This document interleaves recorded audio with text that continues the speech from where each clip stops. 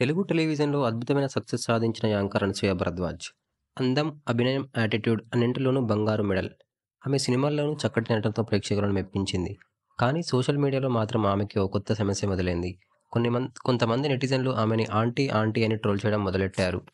ఒకరోజు అనసూయ తన ఇన్‌స్టాగ్రామ్ లైవ్‌లో ఫ్యాన్స్‌తో మాట్లాడుతూ ఉండంగా ఓ యువకుడు కామెంట్ చేశాడు. హాయ్ ఆంటీ లుకింగ్ క్యూట్ అని. ఇది చూసిన అనసూయ ఒక్కసారిగా చిర్రెత్తిపోయింది. ఆమె ముఖం ఘాటు గాల్లో మారింది. వెంటనే స్పందిస్తూ నేనెవరికీ ఆంటీని కాదు బుద్ధి లేదా? అలా కామెంట్ చేస్తే నేనే మిమ్మల్ని బ్లాక్ చేయడం కాదు రిపోర్ట్ చేసి అటువంటి అసభ్య వ్యక్తులపై చర్యలు తీసుకునేలా చూస్తాను. సోషల్ మీడియా అనేది నీవు ఎవరికైనా అవమానించే స్థలం కాదు. ఇంకోసారి అలా పిలిస్తే వదిలిపెట్టానని ఘాటుగా హెచ్చరించింది. ఆమె మాటలు కేవలం ఒకరు కాదు లక్షల మందిని దెబ్బతీసినట్లయ్యాయి. కొంతమంది నెటిజన్లు ఆమె తీరుపై విమర్శలు చేస్తే, మరోవైపు చాలామంది అమ్మాయిలు, మహిళలు అనసూయకి మద్దతుగా నిలిచారు. ఈ ఘటన తర్వాత రెస్పెక్ట్ అనసూయ అనే హ్యాష్‌ట్యాగ్ ట్రెండ్ అయింది. అనసూయ ఒక ఇంటర్వ్యూలో కూడా స్పష్టంగా చెప్పారు. ఆంటీ అని పిలవడం ఓ వయస్సును పరామర్శించడం కాదు. అది అప్పట్లోని మనసులో పరిపక్వత లేనిది. మహిళల్ని గౌరవించండి. వారికి పేరుంది, వ్యక్తిగతం ఉంది. ఆంటీ అనేది ఒక సరదా పదం కాదు. అప్పటి వరకు నేను నోరు మూసుకున్నా.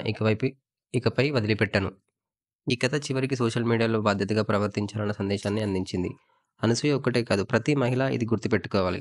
సొంత గౌరవాన్ని తానే రక్షించుకోవాలి.